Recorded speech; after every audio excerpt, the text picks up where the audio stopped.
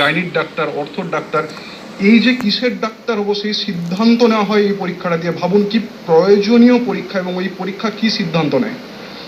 এবার এক্সাম হওয়ার কথা ছিল মার্চে, পোস্টপন হয়ে গেল। পোস্টপন হয়ে হলো জুলাইয়ে পরীক্ষা হলো না, প্রিপন হয়ে গেল। হলো কখন? জুনে।